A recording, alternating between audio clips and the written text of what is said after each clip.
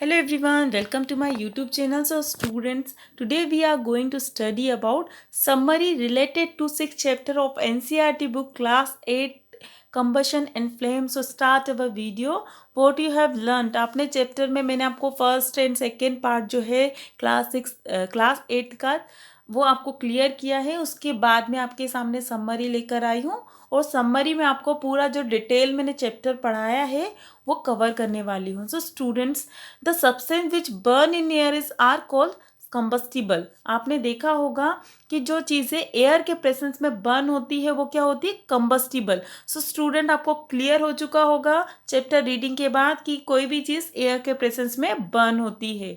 Oxygen in air is essential for combustion. किसी चीज़ को जलने के लिए एयर का प्रेजेंस होना, ऑक्सीजन का प्रेजेंस होना काफ़ी ज़्यादा इंपॉर्टेंट होता है।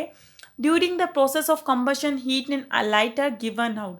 कंबशन की जो प्रोसेस होती है उसमें क्या निकल कर आता है, हीट एंड लाइट बनती है ना। जब कंबशन की प्रोसेस हो जाती है तो क्या हो जाता है, लाइट और हीट बन जाती है। Ignition temperature is the lowest temperature at which the combustible substance catches fire. Ignition temperature अगर लोएस्ट होगा तो कोई चीज़ क्या होगी, बर्न होगी। अगर इग्निशन टेम्परेचर हायर होगा तो वो चीज़ें काफ़ी टाइम लेगी बर्न होने में। जैसे कि आप देखते हो कि एलपीजी हुआ, केरोसिन ऑयल हुआ, डीजल हुआ, इसका जो इग्निशन टेम्परेचर है काफ़ी लो है। तो अब जैसे ही आप मैच स्टिक से किसी चीज़ को बर्न करते हो, लाइटर के थ्रू बर्न करते हो तो रैपिडली बर्न हो जाती है। अगर आप उसी लाइटर को बर्न करने के लिए लाइटर के थ्रू बर्न करने के लिए वुड का यूज़ करते हो तो वुड जो है काफ़ी टाइम लेती है। उसका रीज़न यही है कि उसका जो इग्निशन टेम्परेचर है काफ़ी ज़्यादा हाई है। सो स्टूडेंट्स, आपको क्लियर हो चुका होगा कि इग्निशन टेम्परेचर कैसा होना चाहिए किसी चीज़ को बर्न करने के लिए, लोअर। ठीक है। इनफ्लेमेबल सब्सटेंस क्या होते हैं, इनफ्लेमेबल सब्सटेंस जो जल्दी से बर्न हो जाते हैं। तो इनफ्लेमेबल जो सब्सटेंस है वो उसका जो इग्निशन टेम्परेचर कैसा होना चाहिए, काफ़ी ज़्यादा लो होना चाहिए। Fire can be control by removing one और more requirement essential for producing fire. Fire को कंट्रोल कर सकते हैं एक से ज़्यादा रिक्वायरमेंट के लिए, किसको, फायर को प्रोड्यूस करने के लिए। Water is commonly use to control fire. Water का यूज़ हम क्यों करते हैं, फायर को कंट्रोल करने के लिए हम वाटर का यूज़ करते हैं। देखा ना आपने, पानी क्यों डालते हैं हम किसी चीज़ पर जब बर्न हो जाती है, इसलिए डालते हैं स्टूडेंट्स ताकि फायर क्या हो, रुक जाए। Water can not be use to control fire involving electrical equipment. So जब मैंने चैप्टर पढ़ाया था तो आपको बताया था स्टूडेंट्स कि जब फायर है वो किसी इलेक्ट्रिकल इक्विपमेंट में या इलेक्ट्रिसिटी के बोर्ड्स वगैरह में जब लग जाती है तो उसमें हम वाटर का यूज़ नहीं करते, उसमें हम CO2 गैस का यूज़ करते हैं। क्योंकि जो ऑयल होते हैं वो कैसे होते हैं, हेवियर होते हैं किससे, वाटर से। तो वाटर पे वो क्या करते हैं, फ्लोट करने लगते हैं ऑयल, और जो वाटर होता है वो सिंक हो जाता है, नीचे चला जाता है। तो इसके लिए जब इलेक्ट्रिकल इक्विपमेंट में जब बर्न होता है तो हम किसका, एक्सटिंग्विशर का, CO2 का यूज़ करते हैं। There are various types of combustion such as rapid combustion. कई टाइप के कंबशन होते हैं, जैसे कि रैपिड कंबशन, जो चीज़ें जल्दी से कंबस्ट हो जाती है, रैपिड कंबशन होती है। स्पॉन्टेनियस कंबशन मीन्स होता है जब कोई चीज़ें बर्न होने पर लो देती है और जल्दी से लो बना लेती है, वो स्पॉन्टेनियस कंबशन होता है, लाइक LPG गैस और कैंडल। एक्सप्लोजन मतलब होता है विस्फोट। जब कोई चीज़ बर्न होकर, रैपिड बर्न होकर एक धमाका सा करती है, वो होता है एक्सप्लोजन। इसके अलावा कई टाइप्स के कंबशन और भी होते हैं। There are 3 different zone of flames. 3 different zone होते हैं फ्लेम के, dark zone, luminous zone, non luminous zone, है ना। तो 3 जोन कौन सा होगा, डार्क जिसमें डार्क जोन होता है मतलब पूरा अंधेरे में होता है, ल्यूमिनियस जोन जो चमकदार होता है, और जो चमकदार नहीं होता वो नॉन ल्यूमिनियस जोन होता है। अब आइडियल फ्यूल जो होता है वो क्या, फ्यूल तो आपको सबको पता चल ही गया होगा, जो चीज़ें जलती है, जो चीज़ें हमारे ईंधन के तरह काम आती है वो क्या होती है, फ्यूल। अब आइडियल फ्यूल क्या होता है स्टूडेंट्स, आइडियल फ्यूल भी पढ़ना बहुत इंपॉर्टेंट है।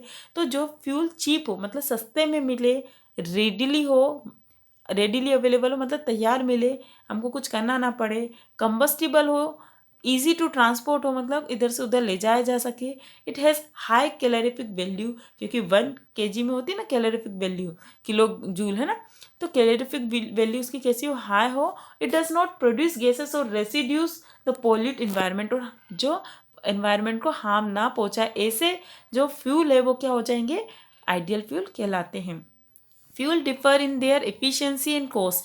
जो फ्यूल्स है उनका अंतर किस में देखा जाता है, इफ़िशियंसी मतलब पर्याप्त होना चाहिए और कॉस्ट भी कैसी होनी चाहिए उसकी, कम होना चाहिए, तभी तो वो फ्यूल अपन अंतर कर पाएंगे कौन सा फ्यूल अच्छा है।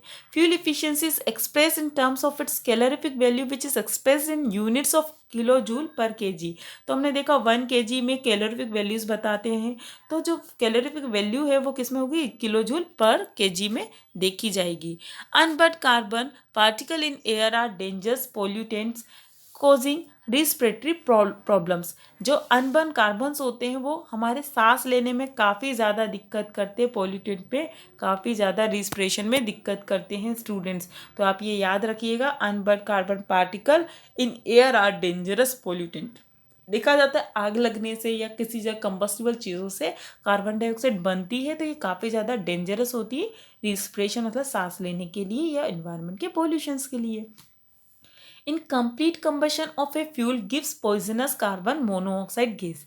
जो इनकम्प्लीट कंबशन होता है, फ्यूल होता है जो भी, वो पॉइजनस होता है। पॉइजनस मतलब जहरीला होता है, किसके लिए, जैसे कि कार्बन मोनोऑक्साइड गैस। इसके अलावा students, increase percent of carbon dioxide in air has been link to global warming. Carbon dioxide अगर बढ़ेगा तो ग्लोबल वार्मिंग जो है वो लिंक्ड हो जाएगा, उसका परसेंटेज भी कैसा हो जाएगा, इंक्रीज हो जाएगा, जो काफ़ी ज़्यादा डेंजरस है। इसलिए हमको हमेशा आइडियल फ्यूल का ही यूज़ करना चाहिए। आइडियल फ्यूल की स्पेशलिटी तो मैंने आपको क्लियर कर ही दी है, अगर आपको फिर भी देखना है तो आप वीडियो में ऊपर जाकर देख सकते हैं स्टूडेंट्स, है ना। Oxide of sulphur and nitrogen produce by the burning of coal, diesel and petrol cause acid rain.